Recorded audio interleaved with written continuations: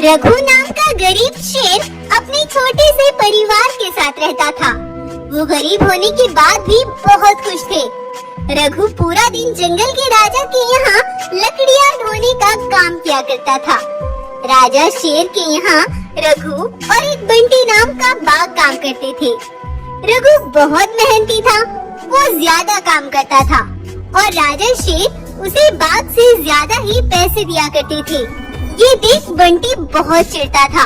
पहले मैं यहाँ अकेला काम किया करता था और मुझे ही ज्यादा पैसे मिलते थे, लेकिन जब से ये रघु काम पर आया है तब से इसे ही ज्यादा पैसे मिलते हैं। मुझे इसका कुछ करना पड़ेगा। बंटी बाघ कम दिमाग वाला था। उसे ये नहीं पता था कि जिसकी किस्मत में जितना माल दौलत होता है उसे उतना ही मिलता है।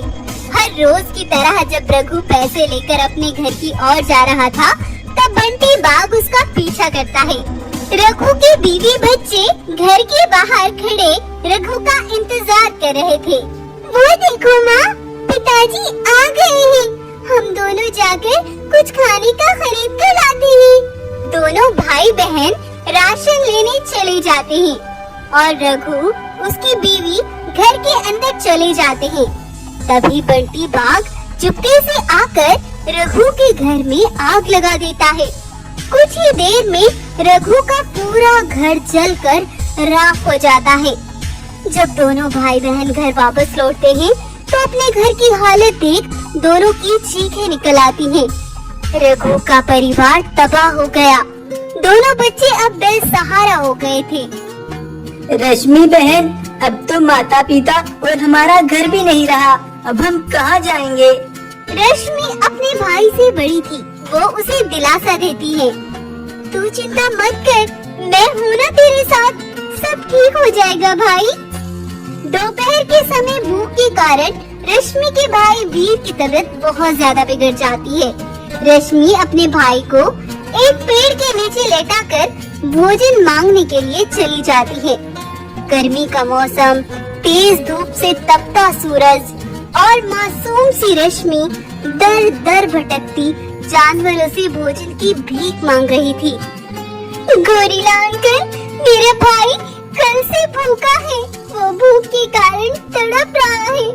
मुझे कुछ खाने को दे दो। अरे चल निकल यहाँ से। तुम जैसों के माँ बाप मांगने के लिए भेज देते हैं। अगर खाने का इतना ही शौक है तो जाओ, जाकर कहीं मेहनत करो।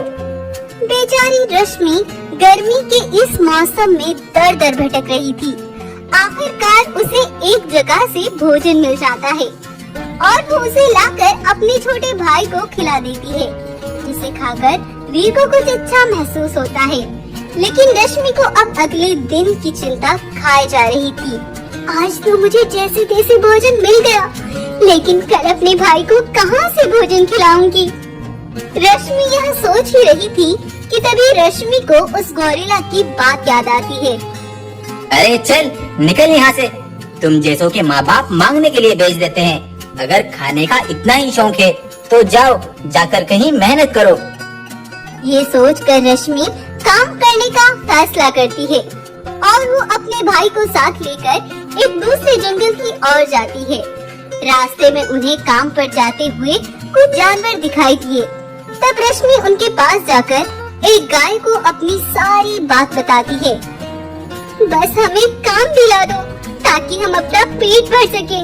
तुम्हारा बहुत एहसान होगा। तब गाय उन्हें लेकर मालिक के पास जाती है और मालिक से बात करके उन्हें काम दिला देती है। दोनों भाई बहन काम पर लग जाते हैं और बहुत लगन और मेहनत से काम करते हैं। उन्हें देख जानवर गाय से पूछते हैं, अरे गाय, पहली बार इतने छोटे बच्चों को काम करते देख रहा हूँ। आखिर कौन है ये? इनका पूरा घर जलकर राख हो गया और बेचारों के माता पिता भी उसी हादसे में मारे गए। अपना पेट भरने के लिए ये सब कर रहे हैं। ये सुनकर जानवरों की आंखों से पानी निकल आता है और उन्हें पूरा दिन काम करके जो पैसे मिलते वो उन्हें देख बहुत खुश हो जाते। अपने जंगल आकर उन पैसों से अपना पेट भरते और एक पेड़ के नीचे सो जाते। अगले दिन फिर से जब वो काम पर जाते हैं तो देखते हैं कि कोई भी जानवर काम पर नहीं आया था। तब वो मालिक से पूछते हैं, क्या हुआ मालिक, कोई भी आज काम पर क्यों नहीं आया? आज गर्मी और धूप बहुत ज्यादा है, इसीलिए कोई काम पर नहीं आया। लेकिन तुम इतनी तेज गर्मी में कैसे काम कर पाओगे? नहीं मालिक, हम कर लेंगे, आप चिंता मत करें। अपना पेट भरने के लिए तेज गर्मी में भी दोनों काम पर लग जाते हैं, लेकिन तेज धूप की वजह से वीर की बहन रश्मि गर्मी के कारण नीचे गिर जाती है। वीर मदद के लिए चिल्लाता है, लेकिन आज कोई भी काम पर नहीं आया था जो उसकी आवाज सुन सके। लेकिन तभी वहाँ पर एक पंखों वाला शेर उतरता है और अपनी शक्तियों से रश्मि को ठीक कर देता है। रश्मि उसका शुक्रिया अदा करती है। तुम्हें कुछ कहने की जरूरत नहीं है, मैं तुम्हारे बारे में सब जानता हूँ। अब तुम्हें कोई परेशानी नहीं आएगी और ना तुम्हें भूखा रहना पड़ेगा। पंखों वाला शेर उन्हें उनके जंगल पहुंचा देता है और उन्हें एक अच्छा और बड़ा घर बना कर देता है और बहुत सारा धन दौलत भी। अब तुम्हें कभी कोई परेशानी नहीं होगी, तुम हमेशा खुश रहो। ये बोलकर पंखों वाला शेर वहाँ से चला जाता है और दोनों भाई बहन बहुत खुश होकर खुशी से जिंदगी गुजारने लगते हैं। शिक्षा, इस कहानी से हमें ये शिक्षा मिलती है, मुश्किलें चाहे कितनी भी बड़ी हो, लेकिन हमें हमेशा उनका डट कर सामना करना चाहिए और एक दिन आपको इसका फल जरूर मिलता है। तो आपको ये कहानी कैसी लगी हमें कमेंट करके जरूर बताएं। जंगल का राजा शेर उम्र के साथ साथ अब बूढ़ा हो चला था। वो अपना सारा माल दौलत अब अपने बेटों को सौंपना चाहता था। तब वो अपने तीनों बेटों को अपने पास बुलाता है। राजा शेर का सबसे बड़ी बेटी का नाम राधे, छोटी बेटी का नाम वीरा और सबसे छोटी बेटी का नाम बगीरा था। राजा शेर अपना सारा धन दौलत अपने तीनों बेटों के सामने रख देता है और कहता है, सुनो मेरे बेटो, अब मैं ज्यादा दिनों तक ये सब नहीं संभाल सकता था। अब ये सारा धन दौलत तुम्हारा है, अब तुम्हें ही सारा जंगल संभालना होगा। ये सुनकर सबसे छोटा बेटा बगीरा कहता है, पिताजी, मैं चाहता हूँ कि मैं अपने बांटे का सारा धन दौलत गरीब जानवरों में बांट दूं, ताकि उन्हें भी लगे कि हम उनकी परवाह करते हैं। ये सुनकर दोनों बड़े भाई दंग रह जाते हैं और वो दोनों अकेले में बात करते हैं। ये बगीरा खुद को बहुत होशियार समझता है। अगर ये अपना धन दौलत जानवरों में बांट देगा तो जानवर उसके करीब हो जाएंगे और फिर वही जंगल का राजा बनेगा। तो तुम कहना क्या चाहते हो? हमें क्या करना चाहिए? बताता हूँ, सब बताता हूँ। उधर बगीरा गरीब जानवरों में जाकर सारा माल दौलत बांट देता है। गरीब जानवर ये देख बहुत खुश हो जाते हैं। तुम्हारा बहुत बहुत शुक्रिया बेटा, तुमने हमारी मदद की। भगवान तुम्हारी मदद करेगा, हमेशा खुश रहो बेटा। अगले दिन राजा शेर सभी जानवरों को अपनी गुफा पर बुलाता है और राजा किसे बनाया जाए यही पूछताछ करता है। मेरे तीनों बेटे मेरे लिए एक समान है, तो ये फैसला मैं नहीं कर सकता कि राजा कौन बनेगा। इसीलिए ये तुम्हें तय करना होगा कि राजा किसे बनाना चाहिए। कल तुम सभी आकर किसी को भी जंगल का राजा घोषित कर सकते हो। अपने पिता की ये सारी बातें दोनों बड़े भाई सुन रहे थे। वीरा भाई, अब वक्त आ गया है अपना काम पूरा करने का, चलो मेरे साथ।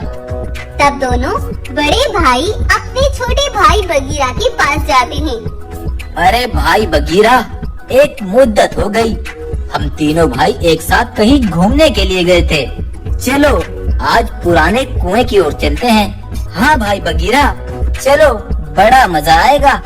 दोनों बड़े भाई की बात सुनकर बगीरा भी उनके साथ चल देता है और वो तीनों जाकर एक पुराने कुएं के पास रुक जाते हैं। अरे देखो भाइयों, यही वो कुआं है जहाँ पिताजी हमें बचपन में पानी पिलाने लाया करते थे, लेकिन अब इसमें इतना पानी नहीं रहा जो हम इसे पी सकें। अगर तुम्हें पानी पीना है तो जाओ पियो जाकर। राधे बगीरा को धक्का देकर कुएं के अंदर गिरा देता है। यह देख बगीरा चिल्लाने लगता है। अरे भाई राधे, ये तुमने क्या किया? मुझे बाहर निकालो। अरे भाई वीरा, तुम कुछ करो जल्दी से, मुझे बाहर निकालो। तुम्हें बाहर निकालने के लिए नहीं फेंका बगीरा, अब मरो यहाँ पर। मेरे होते हुए तुम कभी राजा नहीं बन सकते। बगीरा को तड़पता छोड़कर दोनों भाई वहाँ से चले जाते हैं और अपने पिता के पास जाकर कहते हैं, और पिताजी, वो बगीरा भाई जंगल से बाहर गए हैं और वो बोल रहे थे कि वो राजा नहीं बनना चाहते। उन्होंने जैसा मुझे कहा मैंने आपको बता दिया पिताजी। हाँ बेटा, मुझे पता है। उसने ये बात मुझसे पहले ही बोल दी थी कि वो राजा नहीं बनना चाहता, वो सिर्फ अपने जंगल के जानवरों की रक्षा करना चाहता है। अपने पिता की यह बात सुनकर दोनों भाई दंग रह जाते हैं और राधे अपने मन में सोचता है, ये मैंने क्या कर दिया? वो राजा ना बने इसीलिए मैंने उसे जान से मार डाला, लेकिन वो तो राजा बनना ही नहीं चाहता था। अगले दिन राजा शेर जानवरों को बुलाकर अपने बेटों को राजा बनाने वाला ही था कि तभी वहाँ पर बगीरा एक भालू के साथ आ पहुँचता है। रुक जाओ पिताजी, रुक जाओ। ये दोनों राजा बनने के काबिल ही नहीं है। मैंने सोचा था कि मेरे दोनों भाई राजा बनेंगे और मैं हमेशा इनका साथ दूंगा, लेकिन ये राजा बनने के लालच में मुझे मारने के लिए कुएं में फेंक आए थे। सही समय पर भालू वहाँ पहुँचकर मुझे बाहर ना निकालता तो मैं अब तक मर चुका होता। इन दोनों को इसकी सजा जरूर मिलेगी। बगीरा दोनों भाइयों को सजा के तौर पर 2 महीने के लिए कैदी बना लेता है और जंगल को संभालने का फैसला करता है। और यही होता है इस कहानी का अंत। तो आपको आज की हमारी कहानी कैसी लगी हमें कमेंट में जरूर बताएं। साथ ही चैनल